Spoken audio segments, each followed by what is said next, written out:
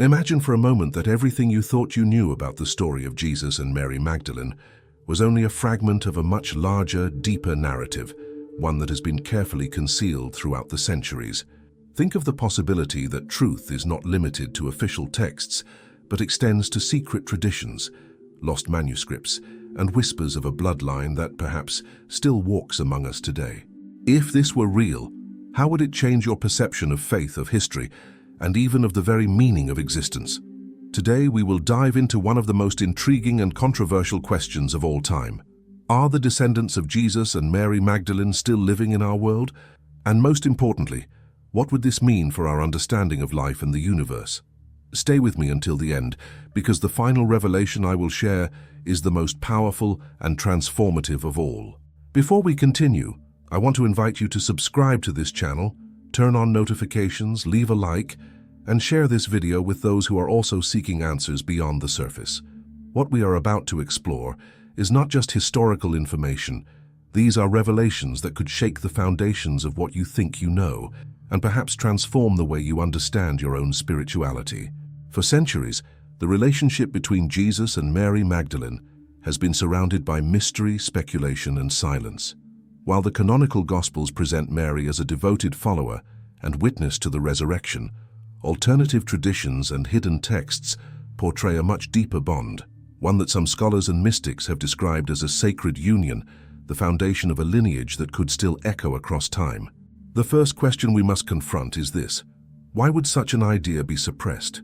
History is written by those in power, and power often depends on controlling narratives.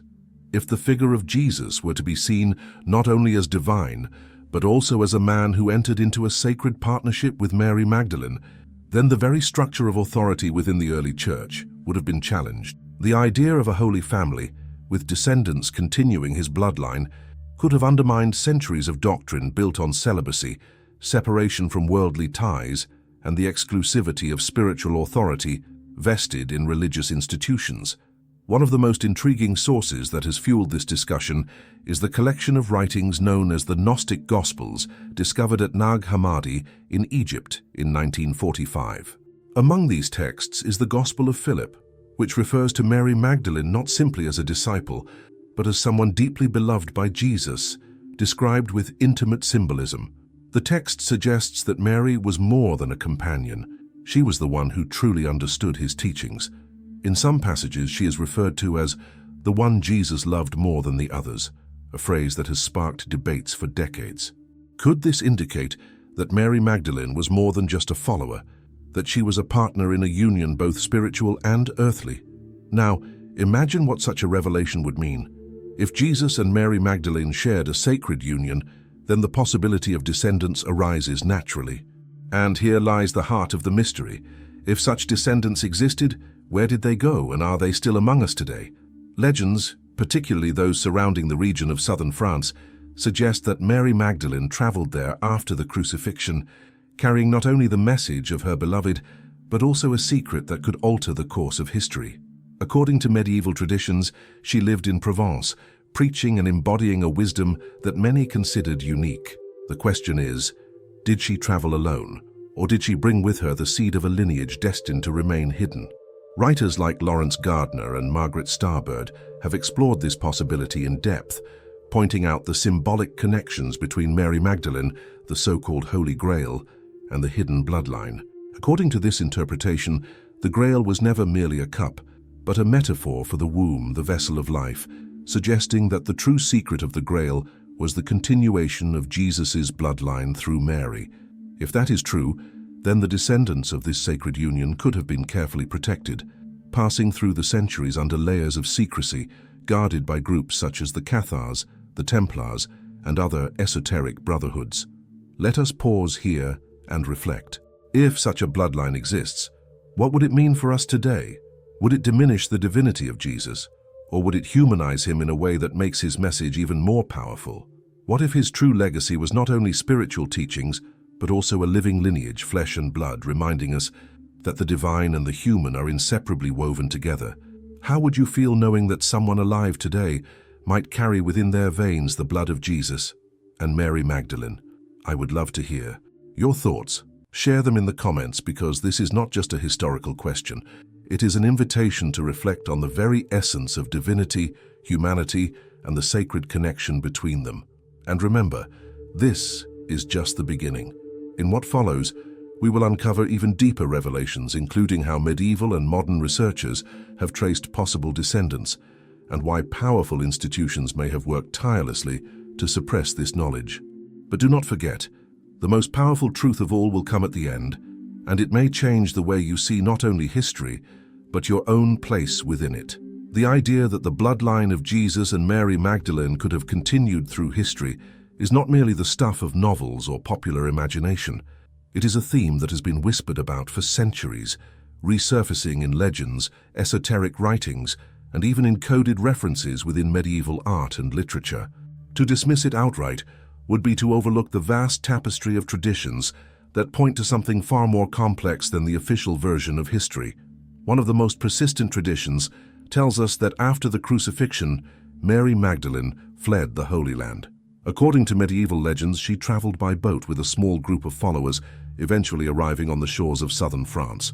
This region, particularly Provence and the Languedoc, became the cradle of traditions that venerated her as a saint unlike any other. Ancient churches, chapels, and grottos still carry her name, as if echoing a memory that refuses to fade. Could it be that she not only carried the message of her beloved, but also the living seed of a lineage destined to remain hidden?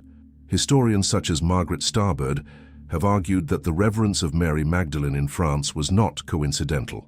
Instead, it was a veiled acknowledgement of her role as the matriarch of a sacred bloodline. The cult of the Black Madonnas in Europe, enigmatic dark-skinned depictions of the Virgin, has also been interpreted as symbolic evidence of this mystery, a hidden homage to Mary Magdalene and her descendants, representing fertility, hidden wisdom, and the sacred feminine. These icons became focal points of devotion, hinting that an ancient truth was preserved through symbols when it could not be spoken openly. During the Middle Ages, the Cathars, a mystical Christian sect in the Languedoc region, were brutally suppressed by the Church. Some researchers believe that part of the reason for this crusade of extermination was the Cathars' knowledge of hidden truths, possibly including the secret of the bloodline. Their teachings emphasized purity, inner illumination, and the rejection of the material corruption of the institutional church. Were they protectors of a tradition that connected back to Jesus and Mary Magdalene, guardians of a lineage that threatened the authority of Rome? It is here that the Knights Templar enter the story. Founded in the 12th century, the Templars were more than warriors. They were seekers of ancient wisdom, guardians of secrets unearthed in Jerusalem. Several historians, such as Lawrence Gardner, suggest that the Templars discovered documents or relics that confirmed the existence of a holy bloodline. The Order's sudden rise to immense power and its equally dramatic fall have fueled speculation that they carried within them knowledge too dangerous for the Church to tolerate. When the Templars were suppressed in 1307, their secrets did not disappear. They were scattered, concealed, perhaps safeguarded by other esoteric brotherhoods. Let us pause here to reflect. If all these groups, the Cathars, the Templars, the devotees of the Black Madonnas, were in some way connected to the preservation of a bloodline, what does that say about the continuity of this lineage through history? Could it be that even now descendants walk among us, their heritage unknown to themselves or hidden behind ordinary lives? The Renaissance and beyond carried forward subtle echoes of this possibility. Artists such as Leonardo da Vinci have been suspected of embedding hidden messages in their works, pointing to the sacred union between Jesus and Mary Magdalene. In The Last Supper, scholars like Dan Brown popularized the interpretation that the figure beside Jesus was not John, as traditionally believed, but Mary herself. While many art historians reject this claim, the fascination it sparked reveals a deep hunger for uncovering hidden truths that may have been disguised in plain sight. But let us go deeper. If this bloodline exists, then it means history is not simply a record of events. It is a coded narrative where truth survives in fragments, symbols, and whispers. This also means that what we call myths or legends may carry a kernel of truth waiting to be unveiled.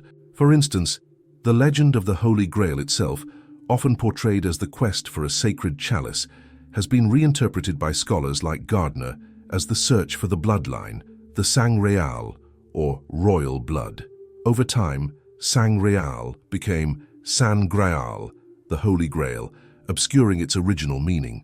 This linguistic transformation could be the greatest clue that the Grail is not a cup, but a family. If the Grail is a bloodline, then the question naturally arises: who are its guardians today? Some theories suggest that certain European dynasties, such as the Merovingians, may have descended from this lineage. Medieval chronicles describe the Merovingian kings of France as possessing a divine spark, a legitimacy that set them apart from ordinary rulers. Was this belief merely symbolic, or was it rooted in the idea that they were heirs of a sacred bloodline, stretching back to Jesus himself? Though mainstream historians remain skeptical, the persistence of these claims suggests that the legend has been too resilient to be dismissed entirely. Now I want you to ask yourself, if such descendants exist today, what would that mean for the way we understand religion, history, and our own spiritual journey? Would their existence diminish the transcendence of Jesus' message, or would it amplify it, showing us that the divine can manifest not only in spiritual revelation, but also in the very fabric of human lineage? What if the true miracle is not the denial of humanity, but the integration of divinity and humanity, carried forward in living blood? Consider this. How would the church or any institution built on the idea of exclusive spiritual authority respond if such a truth came to light? Would it be embraced as a sign of divine continuity, or suppressed as a threat to centuries of established power? History suggests the latter, for whenever truth threatens power, power seeks to silence it. As we move forward, we will look at how modern researchers, historians, and even genetic studies have attempted to uncover traces of this lineage. We will explore whether evidence exists today that can confirm or challenge the idea that the descendants of Jesus and Mary Magdalene still walk among us. But remember, what lies ahead is not just about dusty manuscripts or forgotten legends. It is about the possibility that the sacred flows not only in stories, but in bloodlines that continue to this very day. And as promised, the final revelation will be the most powerful, one that might transform not only how you view the past, but how you perceive your own connection to the divine.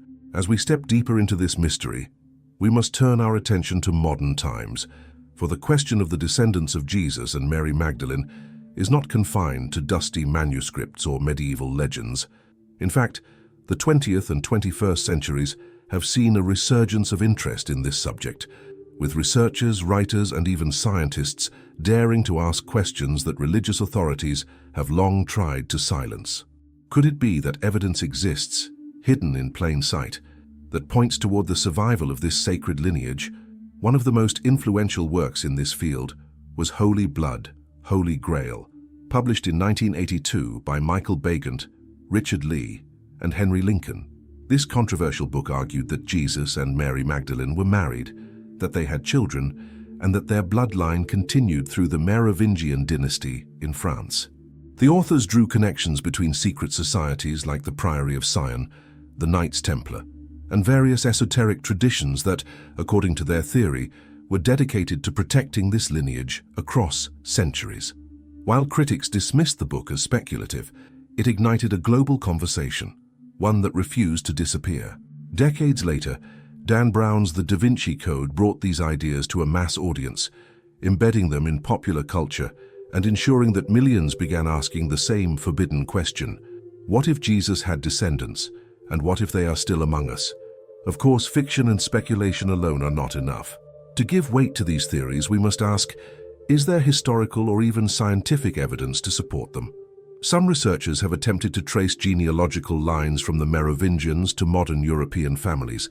Although conclusive proof remains elusive, the very persistence of these claims suggests that the idea of a sacred lineage is more than just fantasy. It is a thread that refuses to be broken. In recent decades, advances in genetics have opened new avenues for exploration. While no definitive DNA evidence has been linked to Jesus or Mary Magdalene, studies of ancient populations in the Middle East and Europe have revealed surprising connections. Certain genetic markers found among Jewish and Mediterranean communities appear in unexpected places, raising questions about how lineages have traveled and intermingled over the centuries. Some have speculated that descendants of Jesus and Mary could be living ordinary lives today, unaware of the legacy that flows through their veins. Others suggest that these descendants might know, but remain hidden for their own protection.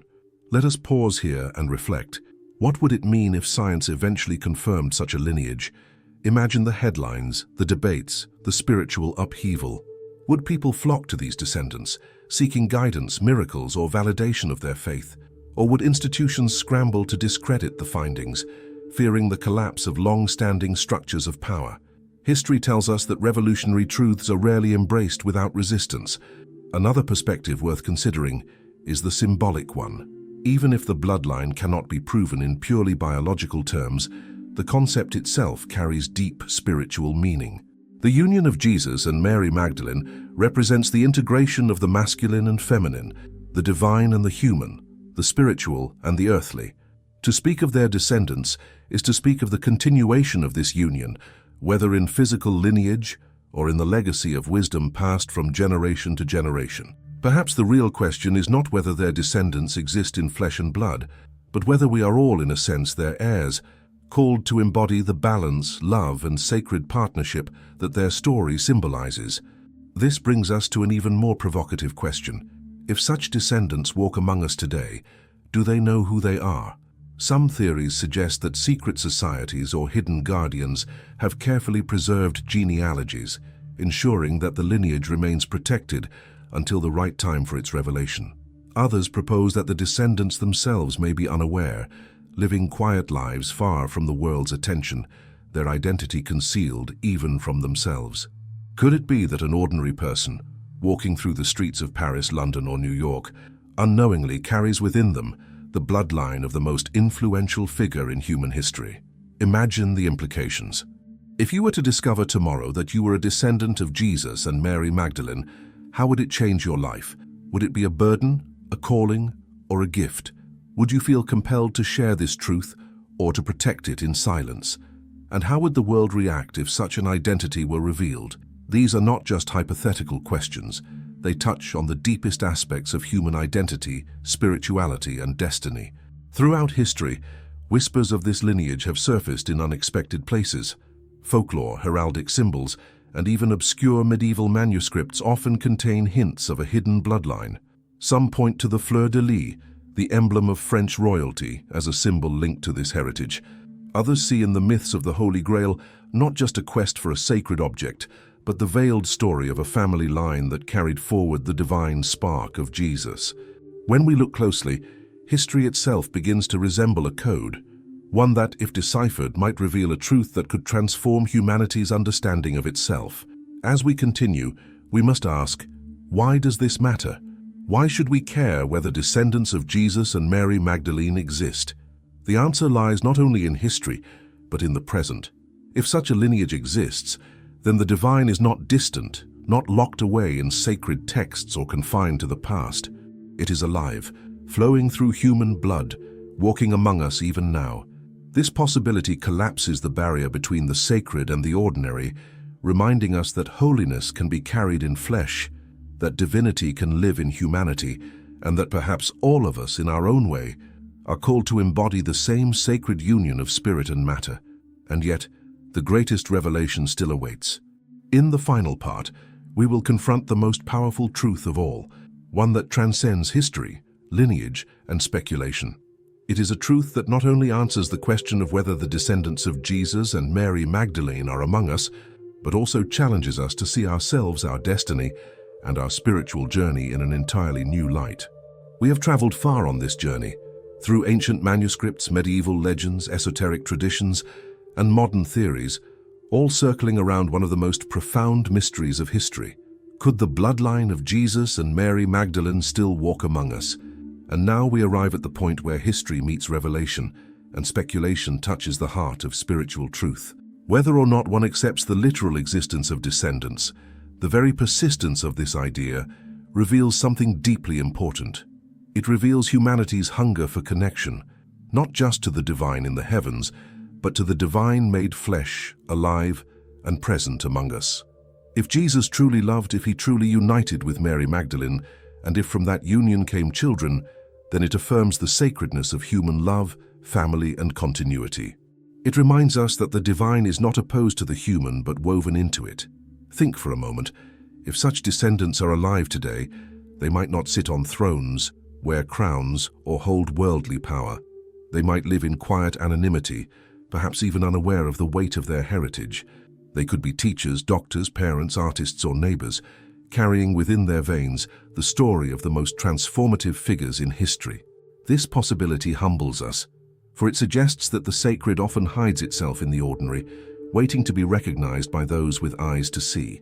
And yet, there is another way to understand this lineage, one that goes beyond genealogy and blood. The true descendants of Jesus and Mary Magdalene may not be defined by DNA but by consciousness. Every person who embodies love, wisdom, courage, and the union of the masculine and feminine within themselves is, in a sense, their heir.